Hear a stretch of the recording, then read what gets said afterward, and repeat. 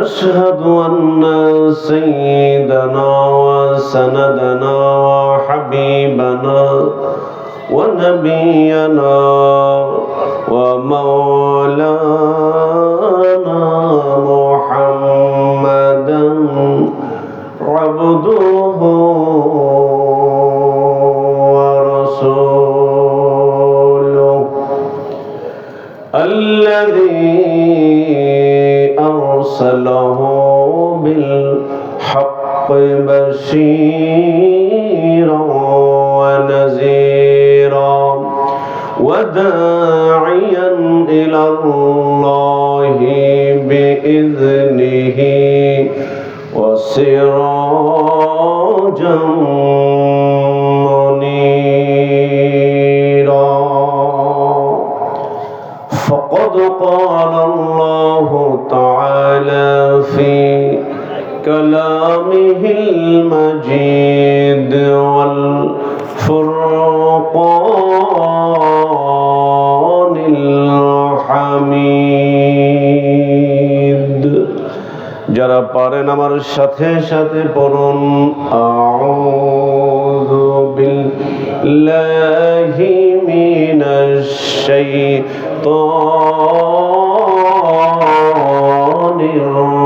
রাজীম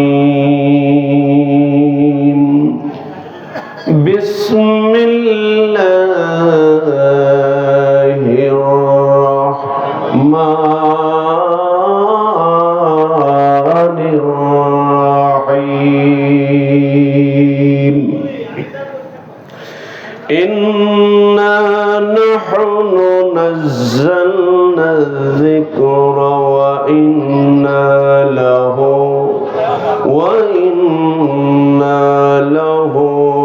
লাহাফিযুন ইন্নাল্লাহা ওয়া মালাইকাতাহু ইউসাল্লুনা আলান নাবিয়্য ইয়া আইয়ুহাল্লাযীনা আমানু সাল্লু আলাইহি ওয়া সাল্লিমু তাসলিমা আল্লাহুম্মা সাল্লি আলা সাইয়্যিদিনা মাওলানা মুহাম্মদ ওয়া আলা আলি সাইয়্যিদিনা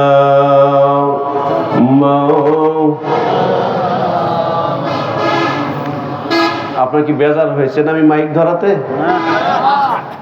মানে দুরূদ শরীফ পড়ার যে অবস্থা তাতে আমার মন হচ্ছে যে আমি মাইক ধরাতে বেজার হয়েছেন। আনোয়ার ভাই বেজার হয়েছেন নাকি? একটু মহব্বতের সুর করে দুরূদ শরীফ পড়লে কি গুনাহ হবে?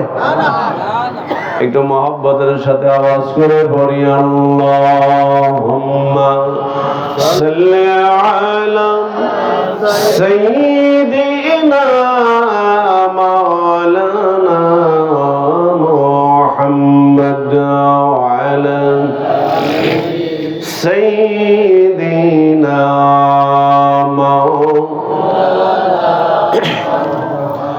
উরে যাও রে বাংলার হাওয়া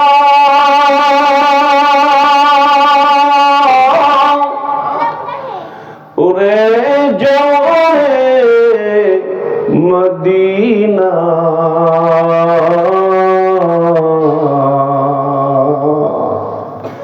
উরে যাও রে আজকের মাহফিলের হাওয়া ওরে যাও রে মদিনা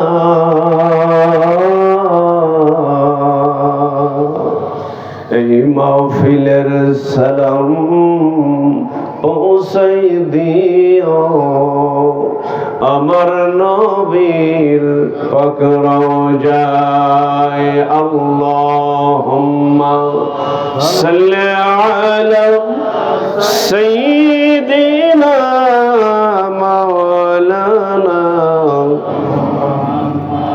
وعلى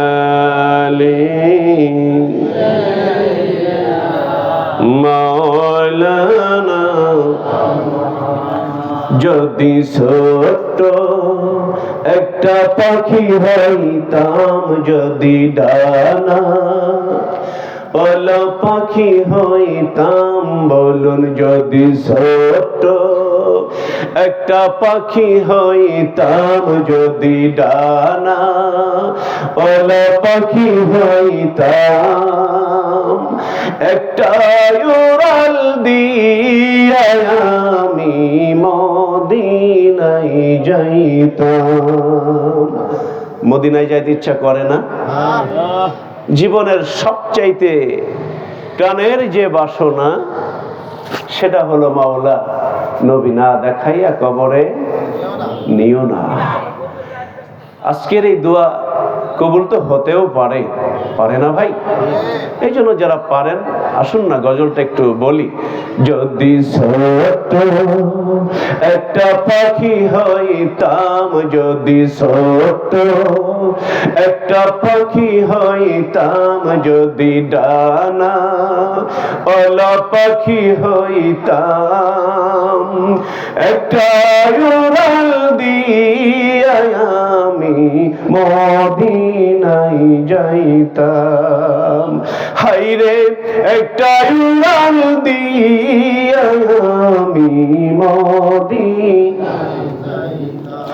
এদিকে সেদিক ঘুরে বেড়াইতাম মেলিয়া ডানা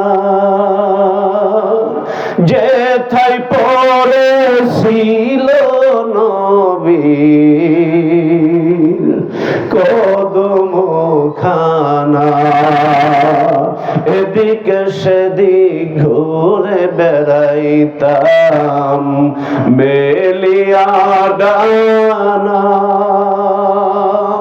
যেথায় পড়েছিল নবীর কদম খানা চরণ ধুলি চুমু খেতাম চরণ ধুলি চুমু খেতাম বুকের মাঝে জড়াইতাম আমি বুকের মাঝে জড়াইতাম একটা উড়াল দিয়া আমি মদিনায় যাইতাম।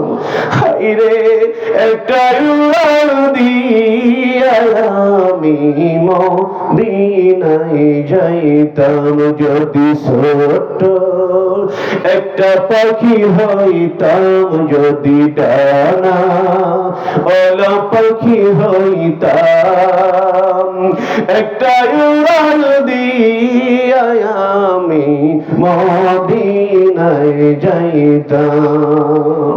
হাইরে একটা উড়াল দিয়া আমি মদিনায় যাইতাম। চিৎকার করুন আল্লাহু আকবার। আরেকটু জোরে বলুন না আল্লাহু আকবার। আল্লাহু আকবার বললে কি লস আছে? আল্লাহু আকবার বললে লস নাই।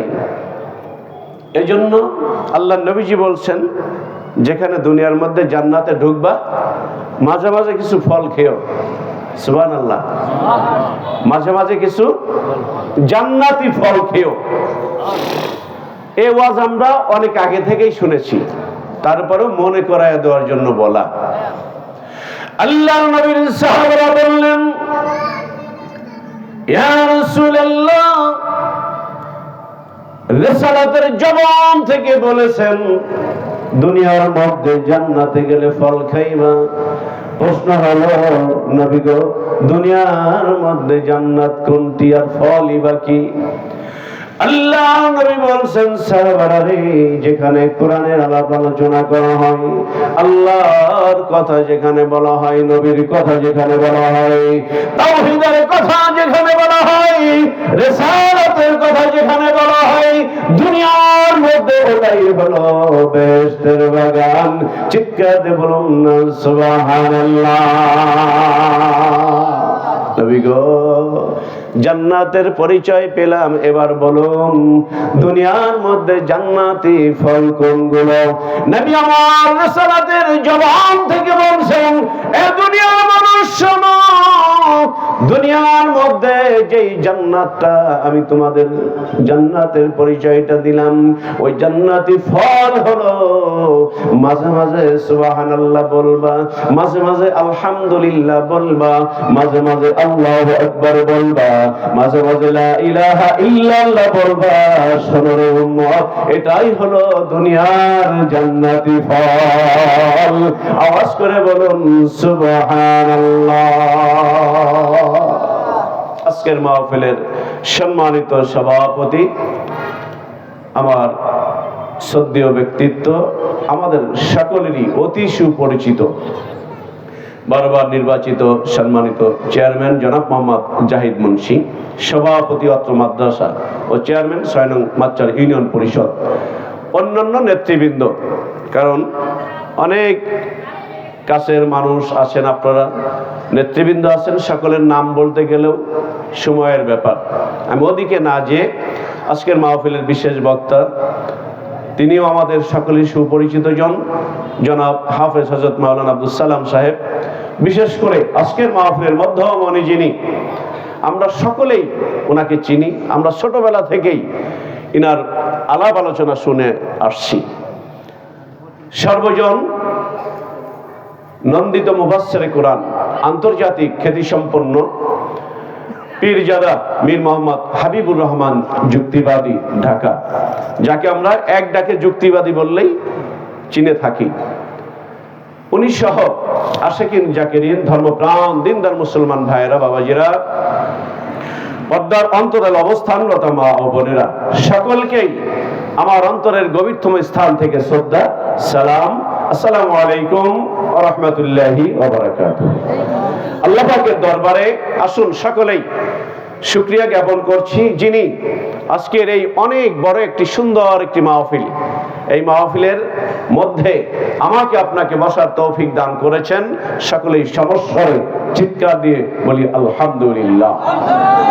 বিশ্ব মানবতার মহান দিশারি, সর্বকালের সর্বযুগের শ্রেষ্ঠ মহামানব যিনি, সাইয়্যিদুল মুরসালিন রাহমাতুল লিল আলামিন, সব নবীর নবী যিনি, সব নেতার নেতা যিনি, শাফায়াতের একচ্ছত্র অধিপতি, হাসরের ময়দানে যাকে আল্লাহ পাক দান করবেন, আজকের মাহফিলের পক্ষ থেকে অগণিত দুরূদ ও সালাম। আল্লাহ পাক যেন আমাদের সকলেরই দুরূদ ও সালামটুকু সোনার মদিনায় নবীজির রওজায় আথারে পৌঁছিয়ে দেন। আমরা সকলেই পড়ছি আল্লাহুম্মা আমিন। বন্ধুগণ, আর ওদিকে না যে আসুন অল্প সময়, যে সময় আমাকে দেওয়া হয়েছে ঠিক এর মধ্যেই আলোচনা যেখানেই যাক আমি ছেড়ে দেবো ইনশাআল্লাহ। অল্প সময় আপনাদের দোয়া, আল্লাহর রহমত কামনা করছি। আল্লাহ পাক যেন আমার মুখ থেকে এমন কিছু কথা বের করে দেন, যেই কথার কারণে হেদায়েতের কিছু একটা ঘ্রাণ আমিও পাই, আপনারাও পেতে পারেন। আল্লাহ পাক যেন এই তৌফিক আমাকে দান করেন। সকলে বলছি আল্লাহুম্মা আমিন। তো যারা পারেন আমার সাথে সাথে একটু তেলাওয়াত করুন। যারা পারেন পড়বেন, না পারলে ঠোঁট নাড়ানোর চেষ্টা করবেন, তাও যদি না পারেন আফসোস করবেন, যাহারে কোরআনের ঐশী বাণী আমরা পড়তে পারলাম না। যারা পারেন একটু পড়েন। আউযু বিল্লাহি মিনাশ শাইতানির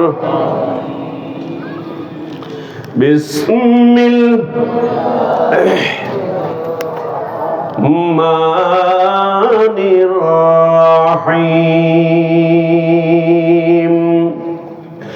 ইন্না নাহনু নাযালনা যিকরা ওয়া ইন্না লাহু লাহাফিজুন।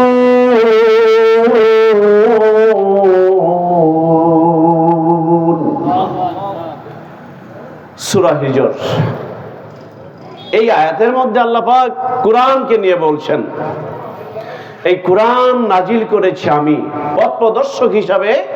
ঐশী একটি গ্রন্থ 104 খানা কিতাবের মধ্যে শ্রেষ্ঠ চারখানা। এখানে অনেক আপনারা শিক্ষিত মানুষ আছেন, শিক্ষক আছেন, ছিলেন, এমনও আপনাদেরকে বোঝানোর জন্য আমি বলছি না, একটু পর্যালোচনা করার জন্য বলছি, কিছু কথা মনে করিয়ে দেওয়ার জন্য আমি আপনাদেরকে কথাটা বলছি।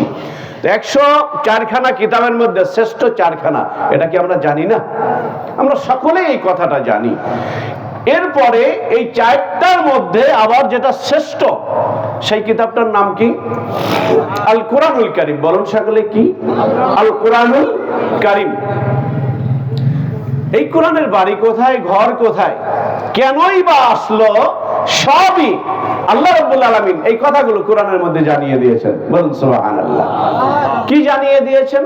আপনার একটা বাড়ি আছে, আমার একটা বাড়ি আছে, তাহলে কোরআনের বাড়ি কোথায়? কোরআনের কাছে প্রশ্ন করলেই উত্তর কোরআন নিজেই দিয়ে দিবে। সুবহানাল্লাহ বলুন। দেখি কোরআন কি বলে। বিসমিল্লাহির রাহমানির রাহিম।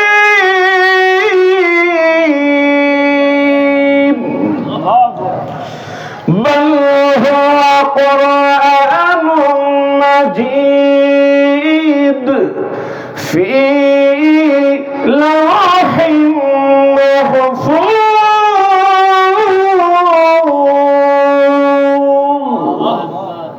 কোরআনে প্রশ্ন করেন, কোরআন বাড়ি কই? কোরআন বলে আমার বাড়ি লাউহে মাহফুজে। সুবহানাল্লাহ। এবার কোরআনকে বলেন, কোরআন কেন আসছো? কোরআন বলছে হুদাল লিল মুত্তাকিন। সুবহানাল্লাহ। যারা মুত্তাকি, তাকওয়া অর্জন করতে পেরেছে, আমি তাদের জন্য হেদায়েতের বাণী নিয়ে এসেছি। সুবহানাল্লাহ। তো আল্লাহ বলছেন এই কোরআন নাজিল করেছি আমি, আর এর হেফাজতের দায়িত্ব আমি আল্লাহ নিজেই নিয়েছি। সুবহানাল্লাহ। আপনারা যারা ইতিহাস পড়েছেন, ফেরাউন বেচারা তৎকালীন যুগে মাদ্রাসা শিক্ষা, ইসলামী শিক্ষা বন্ধ করে দেওয়ার জন্য পায়তারা করেছিল। কে? ফেরাউন। বলুন, কে? ফেরাউন। এর নাম শুনছি না আমরা? এই নামগুলো কি আমাদের সমাজে আছে? এই নামগুলো কি আমাদের সমাজে আছে? কেউ কি কারো নাম ফেরাউন রাখে? কেউ কি কারো নাম আবু জাহেল রাখে, আবু লাহাব রাখে? কেন রাখে না? কারণ সবাই জানে এরা নবীর দুশমন। এমনকি হিন্দু ভাইয়েরাও রাখে না, খ্রিস্টানেরাও রাখে না। আজ পর্যন্ত আমি শুনি নাই যে কোন খ্রিস্টানের নাম আবু জাহেল। আপনারা কি শুনছেন? স্যার শুনছেন নাকি? ওনারাও শোনে নাই। কেন? কারণ এই নামগুলোর সঙ্গে আমার রাসূলের সঙ্গে দুশমনি করার কারণে এই নামগুলোর প্রতি শুনলে একটা ঘৃণা অন্তর থেকে জাগ্রত হয়। এই মুসলমান, ঠিক কিনা বলো? একমাত্র কারণ আমার রাসূলের সঙ্গে দুশমনি করেছে। আমার বন্ধুরা, এই ফেরাউন যখন চিন্তা ভাবনা করলো মাদ্রাসা শিক্ষা ব্যবস্থা বন্ধ করে দিতে হবে, ইসলামের শিক্ষা বন্ধ করে দিতে হবে, লাভটা কি হবে? বন্ধ করবে এই কারণে, কারণ সব শিক্ষিত মানুষ যদি মারা যায়, অশিক্ষিত হয়ে যায়, ফেরাউন তখন নিজে যে প্রভু দাবি করেছিল তার জন্য সহজ হয়, তার জন্য সহজ হবে। কারণ একজন শিক্ষিত মানুষ আপনি যা বলবেন সে ইচ্ছা করলে আপনি বলাইতে পারবেন না। আপনি যদি বলেন যেটা বলেন যে লাল, সে আগে দেখবে যে এটা লাল কিনা। যদি বলেন হলুদ, সে আগে দেখবে এটা হলুদ কিনা। আর একজন অশিক্ষিত, সে কিছুই বোঝে না, মূর্খ, তাকে বলবেন লাল, হ্যাঁ বলে হ্যাঁ জি স্যার এটা লাল। সূর্য আজকে দক্ষিণ দিক থেকে উঠবে, বলবে হ্যাঁ জি স্যার এটাই সঠিক। তো ফেরাউন চিন্তা করলো আমার ইহকাল লাগবে, পরকাল দরকার নাই। কি লাগবে? আমার ইহকাল লাগবে, পরকাল দরকার নাই। আর আমরা যারা মুসলিম, আমরা কি বলি? রব্বানা আতিনা ফিদ দুনিয়া, পড়ুন, রব্বানা আতিনা ফিদ দুনিয়া হাসানাতাও ফিল আখিরাতি হাসানাতাও ওয়া কিনা আযাবান নার। সুবহানাল্লাহ। আমাদের উভয় জগৎ লাগবে, আমাদের উভয় জগৎ লাগবে। ইহকালীন কল্যাণ লাগবে, পরকালীন মুক্তিও লাগবে। ফেরাউন বেচারা বন্ধুরা আমার ইসলামের শিক্ষা যখন বন্ধ করে দেওয়ার পায়ে তারা চালাচ্ছে, ঘোষণা করে দিল সব শিক্ষা প্রতিষ্ঠান বন্ধ, আর যেন কোনো প্রতিষ্ঠান না চলে। বন্ধুরে, এই যে কাগজের কোরআন, এটা কাগজের কোরআন না, কাগজ দিয়ে ছাপা, এ দেখেন কাগজ দিয়ে ছাপা হয়েছে। কত মানুষ ইসলামের শত্রু যারা বিভিন্ন সময় এই কাগজের কোরআনকে আগুনে পুড়াই ফেলছে, দেখতেছেন আপনার ইতিহাসে, নদীতে ভাসিয়ে দিয়েছে। তারপরেও কোরআন নাই, আছে কোথায়? ঝিনুকের মধ্যে মহাসমুদ্র। সুবহানাল্লাহ, ঝিনুকের মধ্যে মহাসমুদ্র। তার মানে হলো এটা আপনাদের একটা মাদ্রাসা, এই মাদ্রাসার ছোট ছোট বাচ্চারা 8-10 বছর বয়স, 30 পারা কোরআন তাদের জেহেনের মধ্যে। সুবহানাল্লাহ, সুবহানাল্লাহ।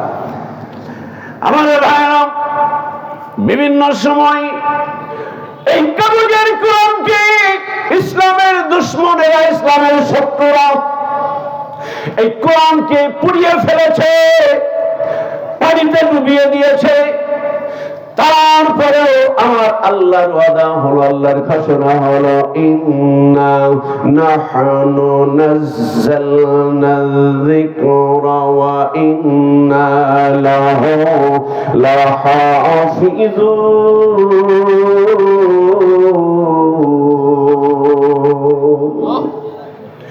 আল্লাহ বলছেন, দুনিয়ার মানুষ শোনো, তোমাকে আমি 2 দিনের বাহাদুরি দিয়েছি।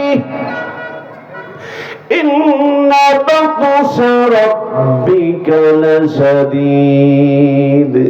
এই দুনিয়ার জীবন যখন শেষ হয়ে যাবে, আমি যখন সুতাটা টান দিব রে, ইযা জাআ আজালুহুম লা ইস্তাখিরুনা সাআতান ওয়া লা ইস্তাকদিমুন।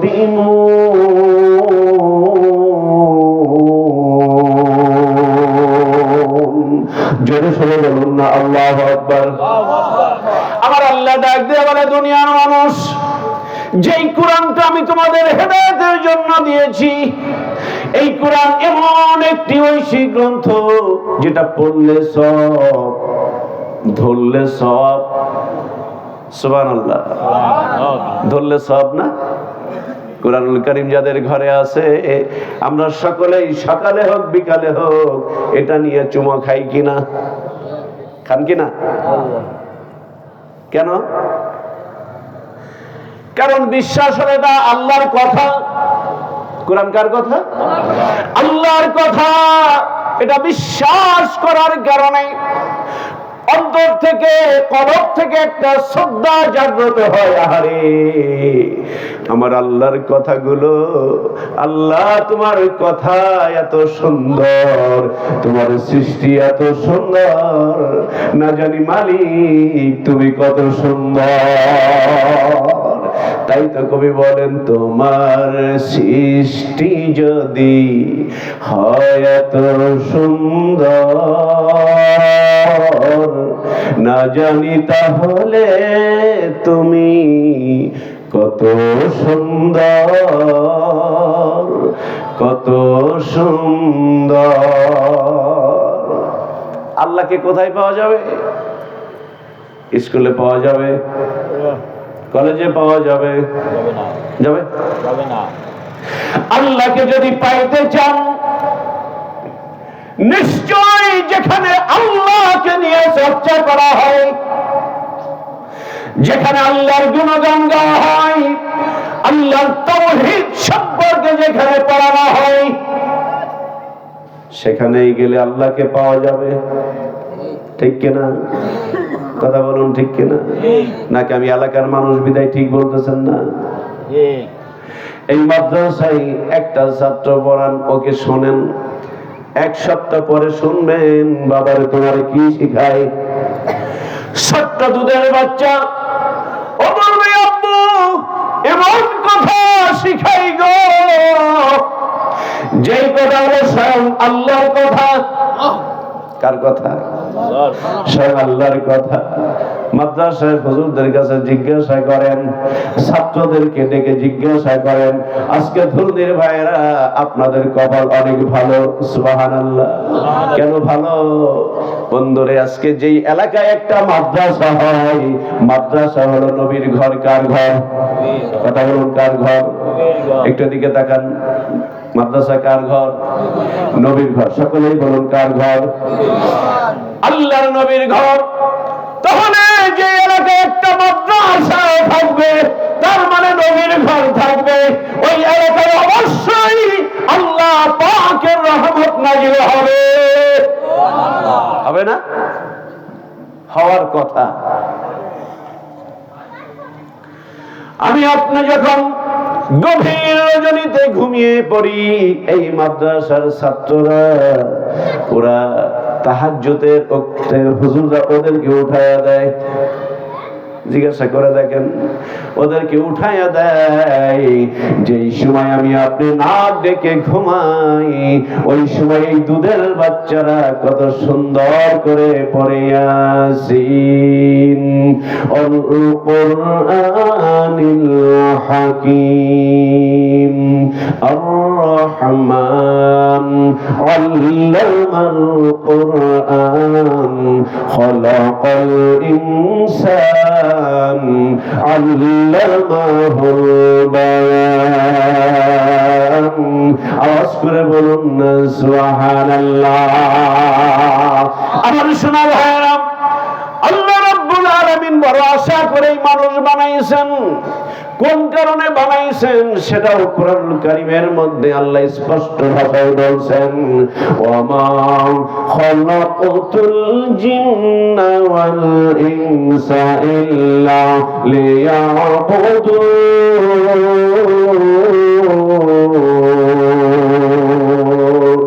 আল্লাহ রাব্বুল আলামিন ডাক দিয়ে বলছেন, দুনিয়ার মানুষ শোনো, আমি অযথা মানুষ বানাই নাই, নিশ্চয় তোমাদেরকে প্রেরণের পিছনে আমি আল্লাহর অনেক মহৎ একটা উদ্দেশ্য আছে। জোরে বলুন ঠিক কিনা? মহৎ একটা উদ্দেশ্য আছে। আল্লাহ ডাক দিয়ে বলছেন, আমি তোমাদের শুধু নামাজের জন্য বানাইছি, এটা কিন্তু সঠিক না। শুধু নামাজের জন্য বানাইছেন? আমি নামাজ কালাম পড়বো আর কিছুই করবো না, এই জন্য কি আল্লাহ মানুষ বানাইছেন? বানাইছেন কিসের জন্য? দাসত্ব করার জন্য, গোলামি করার জন্য। দাসত্ব কি, গোলামি কি, এই কথাগুলো শিক্ষা অর্জনের জন্য বিশ্বনবী জনাবে মুহাম্মদ রাসূলুল্লাহ সাল্লাল্লাহু আলাইহি ওয়াসাল্লামের উপরে ওই গ্রন্থ আল কুরআনুল কারীম হেরা পর্বতের গুহায় রব্বুল আলামিন নাজিল করেছেন। চিৎকার করে বলুন না সুবহানাল্লাহ। আমার ভাইরা, বলছিলাম আল্লাহকে যদি পাইতে চাই, স্কুলে গেলে আল্লাহকে পাওয়া যাবে না, কলেজে গেলে আল্লাহকে পাওয়া যাবে না। আল্লাহকে পাইতে হলে যেখানে কোরআন চর্চা করা হয় ওইখানে গেলে আল্লাহর খোঁজ পাওয়া যাবে। কি বলেন? ওই যে স্কুলে চাকরি করতেন মোহাম্মদ স্যার, গভর্নমেন্ট স্কুলে, আরো যারা শিক্ষিত আছেন, অনেকেই শিক্ষক হয়তো আছেন, আপনার শিক্ষা দিয়েছেন, কেউ অঙ্ক শিক্ষা দিয়েছেন, কেউ ইংলিশ শিক্ষা দিয়েছেন, এরপরে কেউ অন্য সাবজেক্ট চর্চার জন্য তাদেরকে বলেছেন। কিন্তু আল্লাহকে পাওয়ার জন্য স্কুলে, আমিও তো চাকরি করি, কোনোদিন তো এই কথা শিখাই নাই রাতের অন্ধকারে উঠে নামাজ পড়বার সুযোগই তো নাই। একটা ইসলাম শিক্ষা, ওই 2, 3, 4, 5টা আয়াত, এগুলোই বছর বইরে পড়ার লাগে, নতুন তো আর কিছু না। আর এই মাদ্রাসায় আপনারা যারা স্থানীয় মানুষ আছেন, আজকের এই মাহফিল সাক্ষী, আমার কথা বিশ্বাসের দরকার নাই, এমন একটা মানুষের কথা বিশ্বাস করুন বন্ধুরা, যেই মানুষ জীবনে একটা শব্দ মিথ্যা বলে না। তিনি হলেন মুহাম্মাদুর রাসূলুল্লাহ সাল্লাল্লাহু আলাইহি ওয়াসাল্লাম। আমার বন্ধুরে, এই মাদ্রাসা ছোট্ট একটা মাদ্রাসা, দেখেন আজকে স্কুলে 4 তলা 5 তলা বিল্ডিং, কত এরিয়া নিয়ে বিল্ডিং আর বিল্ডিং। আর আপনাদের এই শহীদুদ্দিন মাদ্রাসা আজ থেকে 2-1 বছরের মাদ্রাসা না, কিন্তু এটা এটা কিন্তু 2-1 বছরের মাদ্রাসা। কত আগেকার মাদ্রাসা? 50 বছরের মাদ্রাসা। হিসাব করলে 50 তালা হওয়ার কথা ছিল। কি বলেন? 50 তালা হওয়ার কথা ছিল। এই এলাকায় ধনী মানুষ, কত ধনী মানুষ, অথচ এই জীর্ণ শীর্ণ এই ঘরগুলোতে আল্লাহর সাধনা শিক্ষা দেওয়া হয়, নবীর সাধনা শিক্ষা দেওয়া হয়। এই জন্য এটা আপনাদের ঈমানী এবং নৈতিক দায়িত্ব হলো, যেখানেই মাদ্রাসা অবস্থিত ওইখানেই আপনাদের সাহায্য সহযোগিতার হাতকে বাড়াইয়া দেওয়া। হাসরের ময়দানে 4 শ্রেণীর মানুষ তার আব্বা এবং মাকে বিনা হিসাবে জান্নাতে নিতে পারবে। কয় শ্রেণীর? আমি কি আমার কথা বুঝাইতে পারতেছি? হাসরের ময়দানে 4 শ্রেণীর মানুষকে আল্লাহ পাক 4 শ্রেণীর সন্তানকে তার বাবা মাকে বিনা হিসাবে জান্নাতে নেওয়ার সুযোগ দিবেন। কেউ তো সুবহানাল্লাহ কইলেন না? না চিন্তা করছেন যুক্তিবাদী হুজুরের সময় সুবহানাল্লাহ কও? এখন বলে কি গুনাহ হবে? কয় শ্রেণীর মানুষ? 4 শ্রেণীর মানুষকে, সন্তানকে আল্লাহ বলবে যাও তোমার আব্বা মাকে নিয়ে তুমি জান্নাতে যাও। সুবহানাল্লাহ। তো এই 4 শ্রেণীর অল্প কয়েক মিনিট সময় আছে, এর মধ্যে কি বলবো? একটু জিকির করি, লা ইলাহা ইল্লাল্লাহ, লা ইলাহা ইল্লাল্লাহ, লা ইলাহা ইল্লাল্লাহ, লা ইলাহা ইল্লাল্লাহ। জবান ছেড়ে দিয়ে বলুন, লা ইলাহা ইল্লাল্লাহ, লা ইলাহা ইল্লাল্লাহ মুহাম্মাদুর রাসূলুল্লাহ সাল্লাল্লাহু আলাইহি ওয়াসাল্লাম। নবীর নাম শুনলে দুরূদ শরীফ পড়া কি ওয়াজিব? নবীর নাম শুনলে দুরূদ শরীফ পড়া ওয়াজিব। আজকে আমি তো ছোট মানুষ, আমার আগে জানার কথা বলেছেন, অনেক জ্ঞানের কথা বলেছেন, পরে জানারা আসবেন, অনেক জ্ঞানের কথা, জ্ঞানী তথ্য আপনাদেরকে দিয়ে যাবেন। মাঝখানে আমি ছোট মানুষ, আপনাদেরকে জাস্ট স্মরণ করে দেওয়ার জন্য। বন্ধুগণ, এই পৃথিবীতে কেউ সারা জীবন থাকবো? কেউ থাকবো না। কত মানুষকে দেখলাম এই ছোট্ট জীবনে, কত মানুষের জানাজায় শরীক হলাম। এমন একদিন আসবে আমিও থাকবো না, আপনিও থাকবেন না। সব মানুষ একদিন কোথায় ছিলাম, আবার কোথায় এসেছি, আবার কোথায় একদিন চলে যাব। মন একটুখানি চিন্তা করে দেখো, কোথায় একদিন আমরা সকলেই হারিয়ে যাব। মাদ্রাসা থাকবে, পৃথিবী থাকবে, দুলদি বাজার থাকবে, ফরিদপুর শহর থাকবে। কোন একদিন নির্বাচন অফিসে ওই ভোটার তালিকা থেকে আমার আপনার নামটা কিন্তু কেটে দেওয়া হবে। কেটে দেওয়া হবে না? নাম কেটে দেওয়া হবে। আমি যে ছিলাম এটাই অনেকেই জানবে না। আজ থেকে 100 বছর পরে, এখানে আমরা যারা আছি, 100 বছর পরে কেউ খবর থাকবে? বাংলাদেশের গড়াই কত? 72 বছর। কত? 72। ওরে বাবারে, 72 বছর গড়ায়ু। যাই হোক, এটা দুনিয়ার একটা হিসাব, দুনিয়ার একটা হিসাব। আর আল্লাহর কাছে গড়ায়ু কত? ইযা জাআ আজালুহুম লা ইস্তাখিরুনা সাআতাও ওয়া লা ইস্তাকদিমুন। মৃত্যুর সময় যখন তোমার ঘনিয়ে আসবে, সাআতাও, তুমি 1 মিনিটের চিন্তা করো যে 1 মিনিট পরে আমি কি করব।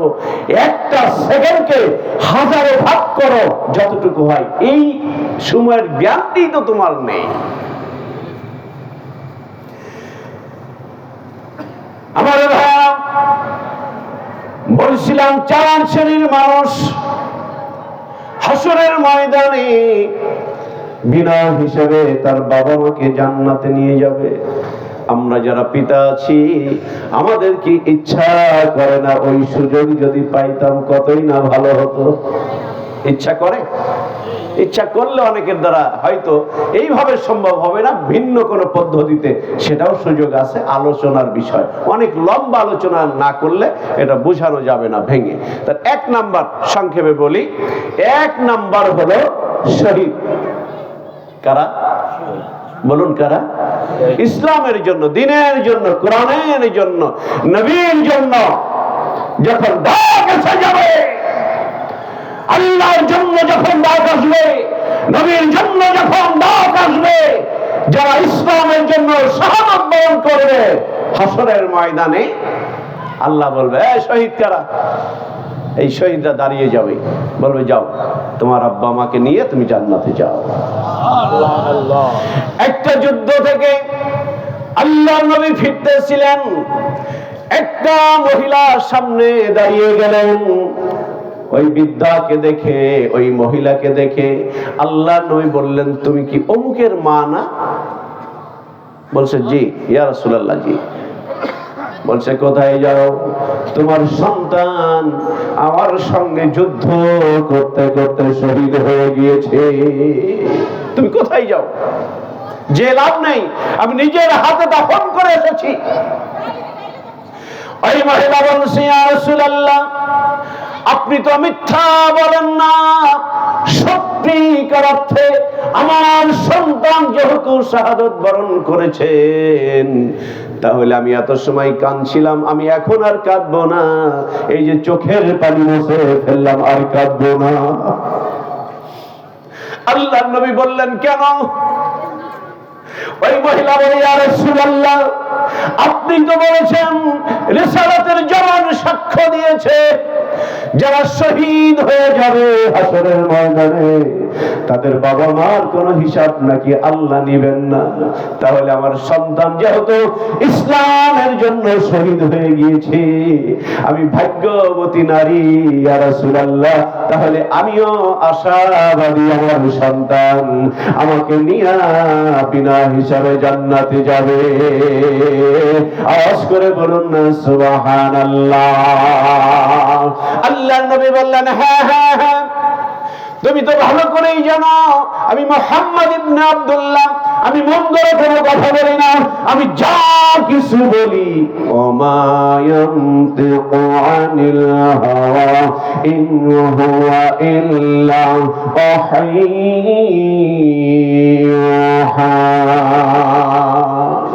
এই দুনিয়ার মানুষ, আমি নবী মুহাম্মদ নিজের মন গড়া কোনো তথ্য আমি তোমাদেরকে দেই না, যা তথ্য দেই সব আমার আল্লাহ জিবরাইল মারফতে যা আমারে শিখাইছে, এই তথ্যগুলোই আমি নবী মুহাম্মদ তোমাদের জন্য দিয়ে থাকি। আমার শোনা ভাইয়েরা, এক নাম্বার পাইলাম, চারটের মধ্যে এক নাম্বার গেল। এক নাম্বার কি? যারা শহীদ হবে। আরো ভালো ভালো ওয়াজ আপনারা পরের দুই বক্তার কাছ থেকে শুনবেন। বন্ধুরে, নাম্বার 2, যাদের ঔরসে একজন আলেম পয়দা হবে। যাদের ঔরসে একজন আলেম পয়দা হবে। এখন আলেম পয়দা কোথায় হবে? জলদি স্কুলে, পরনপুর স্কুলে, শিবরামপুর স্কুলে, গোপালপুর স্কুলে, কোথায়? মাদ্রাসায়। তাই তো আমি মাঝে মাঝে বলি, মা গো তোমার একটি ছেলে মাদ্রাসাতে দিও, মা গো তোমার একটি ছেলে মাদ্রাসাতে দিও, বাবা গো তোমার একটি ছেলে মাদ্রাসাতে দিও। এই দুনিয়ায় মা গো তুমি জান্নাত কিনে নিও, এই দুনিয়ায় মাগো তুমি জান্নাত কিনে নিও, জান্নাত কিনে নিও। এই যে জান্নাত কিনা, 2 নাম্বার হলো যাদের ওরসে একজন আলেম পয়দা হবে অথবা হাফেজে কোরআন পয়দা হবে। সুবহানাল্লাহ, সুবহানাল্লাহ। ও শোনা ভাইরা, একটা ছাত্র মাদ্রাসায় ভর্তি করিয়ে দেন, এই ছাত্রকে কি শিক্ষা দেওয়া হয় আপনারা কি জানেন? জানেন না? শিক্ষা দেওয়া হয় আলিফে আল্লাহ। কি শিক্ষা? আলিফে আল্লাহ, মিমে মুহাম্মদ। আর আল্লাহ আর মুহাম্মদ যেই প্রতিষ্ঠানে শিক্ষা দেওয়া হয়, ওই শিক্ষা প্রতিষ্ঠান হাসরের ময়দানে আপনার আমার নাজাত হওয়ার একটা ব্যবস্থা হয়ে যাবে। সুবহানাল্লাহ। আর স্কুলে ছোটবেলায় আমরা পড়েছি হাট্টিমাটিম টিম, তারা মাঠে পারে। পড়ছেন না আপনারা? আমরা স্যারদের কাছে শিখছিলাম সেই ছোটবেলার কবিতা, হাট্টিমাটিম টিম তারা মাঠে পারে, তাদের খাড়া দুটো। এখন এই বাচ্চারা বড় হয়, ওই যে খাড়া দুটো শিং যখন গজায়, বাবা মাকে বৃদ্ধ বিদ্যা হয়ে গেলে এবার সিংহালা সন্তানকে বাড়ি থেকে বের হয়ে যায়। কি বলেন? আর যাদেরকে শিখানো হয় আলিফে আল্লাহ, মিমে মুহাম্মদ, আল্লাহি, আল্লাহর ইজ্জতের কসম দিয়ে বলি, যেই সিনার মধ্যে, যেই অন্তরের মধ্যে, যেই কলমের মধ্যে ঐশী গ্রন্থ শিখানো হয়, ওই কলবলা সন্তান, ওই কলবলা আলেম, ওই কলবলা হাফেজ কোনদিন বৃদ্ধ বিদ্যা বাবা আমাকে বাড়ি থেকে বের করে দিবে না। কেন দিবে না? কারণ হুজুরেরা সূরা বনী ইসরাইলের ওই আয়াত শিখায়। কোন আয়াত? ওয়াকাদা রাব্বুকা আল্লা তা'বুদু ইল্লা ইয়্যাহু বিল ওয়ালিদাইনি ইহসানা। আল্লাহু আকবার। আল্লাহ কোরআনের এই কথাগুলো মাদ্রাসায় ওদেরকে শেখানো হয়। অর্থ হলো আল্লাহর পক্ষ থেকে চূড়ান্ত ফয়সালা হয়েছে, সন্তান আমি আল্লাহর গোলামির পরে প্রত্যেকটা সন্তান বাবা এবং মায়ের খেদমত করবা। এটা যখন হুজুরেরা শিখায়, এই শিক্ষা অর্জন করে সন্তান যখন বাড়িতে যায়, এই সন্তান আব্বা মায়ের সঙ্গে বিয়াদবি করতে পারে না। দুই একজন এলোমেলো হতে পারে, ওটা ধরার মধ্যে না। ধানের মধ্যে চিটাও তো আছে, ওটা ধরার মধ্যে না। অধিকাংশ সন্তান যারা আলেম হয়, হাফেজে কোরআন হয়, তাদের থেকে অনৈতিকতা পাওয়া খুবই দুষ্কর। এই জন্য এই মাদ্রাসা বলতে পারেন আপনার আমার হাসরের ময়দানে নাজাতের একটা ব্যবস্থা আল্লাহ পাক করে দিতে পারেন। সুবহানাল্লাহ বলেন, একটু জিকির করি। সুবহানাল্লাহ, আলহামদুলিল্লাহ, সবটা পুনর সুবহানাল্লাহ, আলহামদুলিল্লাহ, লা ইলাহা ইল্লাল্লাহ, সুবহানাল্লাহ, আলহামদুলিল্লাহ, লা ইলাহা লা ইলাহা ইল্লাল্লাহ মুহাম্মাদুর রাসূলুল্লাহ সাল্লাল্লাহু আলাইহি ওয়াসাল্লাম। দুই নাম্বার কি বলতেছিলাম? আলেম। আলেম অথবা হাফেজে কোরআন কি হবে? এরা কি করবে?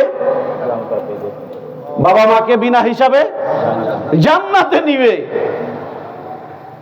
বলবেন যে এই যে ছোট ছোট মাদ্রাসার ছাত্র ওরা, হ্যাঁ কেন? ওই বললাম ঝিনুকের মধ্যে মুক্তার দানাগুলো আল্লাহ রেখে দিয়েছেন। একটা মানব রচিত একটি গ্রন্থ। এখানে যদি প্রশ্ন করি যে নভেল তো আপনারা সকলেই পড়েছেন, প্রথম থেকে শেষ পর্যন্ত মুখস্থ আছে কয়টা নভেল, কয়টা উপন্যাস? আমরা শিক্ষক, ওই যে স্যাররা যারা আছেন, আমরা মনে হয় ওইভাবে দুই এক পৃষ্ঠা মুখস্থ করতে পারবো কিনা, হুবহু হয়তো একটা দাড়ি ভুল যাবে, না হয় শব্দ একটা ভুল যেতে পারে। সবাই তো আর বিদ্যাসাগর না, কি বলেন? তো আর এই মাদ্রাসার ছাত্র জায়গায় বললাম 8-10 বছরের একটা ছাত্র 30টা পারা বিভক্ত করে দিয়েছেন। এই 30টা পারা তারা মুখস্থ করে দিয়েছেন। সুবহানাল্লাহ। তাহলে একটা ঝিনুকের মধ্যে মুক্তার দানা না, ঝিনুকের মধ্যে মুক্তার দানা। আল্লাহ পাক এই ঝিনুকের মধ্যে মুক্তার দানা রাখার মতো একটা উপযুক্ত ভাণ্ড যেখানে তৈরি হয় সেটা হলো এই মাদ্রাসা। সুবহানাল্লাহ। আজকে দেখেন জীর্ণ শীর্ণ, যেখানে গেলে আল্লাহ পাওয়া যাবে, যেখানে গেলে রাসূল পাওয়া যাবে, সেই ঘরগুলোই কিন্তু জীর্ণ শীর্ণ। কি বলেন? আমরা স্কুলে চাকরি করি, সরকার থেকে আমাদেরকে বেতন দেওয়া হয়। আর এই যে কওমি মাদ্রাসাগুলো, এখানে সরকারি কোনো অনুদান নেই। ওই আপনি দেন, আরেকজন দেন, এলাকার যারা ধনাঢ্য ব্যক্তি আছেন তারা আপনারা হাতটা বাড়ায়া দেন। এই বিভিন্ন সহযোগিতায় এখানে আল্লাহ পাওয়ার যে বাস্তবতা, আল্লাহ পাওয়ার যে শিক্ষা, এইভাবেই কিন্তু এটা চলে আসছে অতীত থেকে। কিয়ামত পর্যন্ত যদি এইভাবেই চলে, তাহলে আপনার একটা সন্তান হুজুর গঠন করে দিল, আপনার কি কোনো দায়িত্ব নাই? কি বলেন? অঙ্ক ইংলিশ পড়ান, কয় হাজার টাকা বেতন? 3,000, 4,000, 5,000, 6,000 বেতন দেন। এমনকি আপনার মাস গেলে, যেদিন মাস যাবে, প্যাকেটের মধ্যে, খামের মধ্যে ইংলিশ টিচারের আপনার মাসিক সম্মানী দেওয়া হয়, অঙ্ক টিচারের মাসিক সম্মানী খামের মধ্যে কত সুন্দর করে আদবের সাথে আমরা দেই। আর যেখানে গেলে আল্লাহ পাওয়া যায়, রাসূল পাওয়া যায়, এই বেতন যাই হোক, যদি বাকি পড়ে, হুজুরেরা যদি কোনো মাধ্যমে আপনাকে খবর দিছে যে ভাই 2 মাস তো বাকি, হুজুরের চাকরি শেষ। কি বলেন? অথচ আল্লাহর নবী বলেছেন 4 শ্রেণীর মানুষের কথা। 2 নাম্বার হলো যার ওরসে একটা আলেম পয়দা হবে, একটা হাফেজে কোরআন পয়দা হবে। হাসরের ময়দানে লক্ষ কোটি কোটি মানুষ পানি পানি বলে যখন চিৎকার মারবে, নফসি নফসি বলে যখন কাঁদবে, এই আলেম সমাজ, এই আলেম সন্তান, এই হাফেজে কোরআন সন্তান, এই সন্তানগুলো ওই সময় কোটি কোটি মানুষের বিপদের মাঝে ওই হাফেজ কোরআনটা তার বাবা আমাকে খুঁজতে থাকবে, তার বাবা মাকে খুঁজতে থাকবে। আওয়াজ আসবে গাইবি থেকে, কি খুঁজো তোমরা? আলেমগণ, হাফেজে কোরআনগণ বলবে, মালিক, যেই আব্বা মায়ের ওরসে জন্ম হয়েছিল, আল্লাহ কত কষ্ট করে হাফেজ বানাইছে, কত কষ্ট করে আলেম বানাইছে, নিজে ঠিক মতো খাই নাই, ঠিক মতো ঘুমাই নাই, ভালো একটা পোশাক পর্যন্ত পরে নাই। রব্বুল আলামিন আজকে আমাকে মানুষ করার জন্য আব্বা মায়ের অত্যন্ত পরিশ্রম, এটা আমি ভুলতে পারি নাই, যার কারণে আমাকে জান্নাত দিবা। আল্লাহ, আমি একা একই জান্নাতে যাব না, এই জন্যই আমার বাবা মাকে খুঁজতে আছি। আল্লাহ ডাক দিয়ে বলবেন, আর কষ্ট করতে হবে না, দাঁড়াও, মুহূর্তের মধ্যে এই হাফেজ অথবা আলেমের আব্বা আমাকে কিয়ামতের ময়দানের সামনে এনে দেওয়া হবে। এবার হাফেজে কোরআন অথবা আলেম ব্যক্তি তার আব্বা মাকে চিনতে পারবে, আল্লাহ চিনার সুযোগ দান করে দিবেন। একজন অপরজনকে ধরে হাউমাউ করে কেঁদে দিয়ে বলবে, মা গো, বাবা গো, তোমাদের অত্যন্ত কষ্টর ফসল আমি তোমাদের সন্তান। আজকে চলো, দুনিয়াতে কোনোদিন শান্তিতে ঘুমাইতে পারো নাই, দুনিয়াতে ভালো মতো কোনো খাবার তুমি খাইতে পারো নাই, বাবা গো, আজকে আমার রব, আমার আল্লাহ আমাকে সুযোগ দান করেছেন, তোমাদেরকে বিনা হিসাবে জান্নাতে যাওয়ার সুযোগ দান করেছেন। চলো গো মা, চলো গো বাবা, আমরা সকলে বিনা হিসাবে আল্লাহর জান্নাতে চলে যাব। জোরে বলুন না সুবহানাল্লাহ। এই জন্য ভাই, 1 নাম্বার হলো শহীদ, 2 নাম্বার হলো একজন আলেম বানান। অথবা একজন হাফেজ বানান। বলবেন ভাই আমার তো সন্তান নাই, অথবা সন্তান তো বড় হয়ে গেছে অন্য লাইনে, বিকল্প একটা লাইন আছে, একটা আলেম বানানোর জন্য, একটা হাফেজে কোরআন বানানোর জন্য যদি সহযোগিতার হাত বাড়িয়ে দিতে পারেন, হাসরের ময়দানে আল্লাহ হাফেজকে ডাক দিবে। আল্লাহ নবী হাদিস শরীফে বলছেন, একজন হাফেজে কোরআন, একজন আমলদারি আলেম, এমন 10 জনকে হাসরের ময়দানে আল্লাহর কাছ থেকে শাফায়াত করে জান্নাতে নিতে পারবে, যাদের জন্য জাহান্নাম ওয়াজিব হয়ে গিয়েছিল। এমন 10 জনকে এই আলেম অথবা হাফেজ ব্যক্তি আল্লাহর কাছে শাফায়াত করে জান্নাতে নেওয়ার সুযোগ পেয়ে যাবে। সুবহানাল্লাহ। এর মধ্যে বাবা থাকবে, এর মধ্যে মা থাকবে, ভাই বোন থাকবে, আর একজন লোক থাকবে, তিনি হলেন যার সহযোগিতায় এই হাফেজটা হাফেজ হয়েছে, যার বাড়ির খানা খেয়ে, যার অর্থের কারণে এই হাফেজটা হাফেজ হতে পারবে। তার মানে লজিং মাস্টার হিসাবে আপনি দেখেছিলেন হাসরের ময়দানে এই যে আপনি খানা খাওয়াইছেন, টাকা দিয়েছেন, পয়সা দিয়েছেন, হাসরের ময়দানে এমনও হতে পারে আপনার কপাল যদি ভালো হয় এই হাফেজে কোরআনটা আপনার কথাও আমার আল্লাহর কাছে নাম সহ বলে দিবে।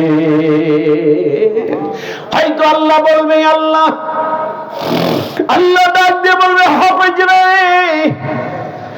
আর কাকে তুমি জান্নাতে নিতে চাও? হয়তো এই সময় বলবে, মালিক শহীদউদ্দিন মাদ্রাসায় পড়েছিলাম, অমুক বাড়িতে লজিং থাকতাম, অমুক মাতুব্বার, অমুক সাহেব, অমুক মিয়া, অমুক মোল্লা মাসে মাসে আমারে খাওয়াইছে, মাসে মাসে এই মাদ্রাসায় চাউল দিত, টাকা দিত, পয়সা দিত, তার বাড়ির খানা খেয়ে আজকে আমি হাফেজ হয়েছিলাম। আল্লাহ ওই মানুষটাকে সঙ্গে না দিলে আমি আল্লাহ তোমার জান্নাতে যাব না। আওয়াজ করে বলা যাবে কি সুবহানাল্লাহ? এ বন্ধু, আমার ভাইরা, আমার বোনেরা, কোন একদিন আমার প্রাণ পাখিটা উড়ে চলে যাবে। মালাকুল মাউত যখন আসবে, কেউ তো পৃথিবীতে থাকতে পারবো না, সবাই চলে যাব। কোথায় চলে যাব? পাশেই দেখেন যাদের এলাকায় গোরস্থান আছে, কবরস্থান আছে, কবরস্থানের পাশে বসে একবার চিন্তা করেন, আরে 1000 মণ মাটি বুকের উপরে দিয়া এই কবরবাসী কেমন করে ঘুমায়। এই জন্য আমি আপনাদেরকে বলে যাই, আর হয়তো কোনোদিন দেখা হবে কি হবে না, এই মাদ্রাসার দিক খেয়াল রাখবেন। কবর থেকে শুরু করে হাসর পর্যন্ত উপকারে আসবে। রঙিন এই পৃথিবী সারিতে হইবে, রঙিন এই পৃথিবী সারিতে হইবে, সাদের এই দেহ মাটিতে খাইবে, শূন্য হবে জিন্দিগানি,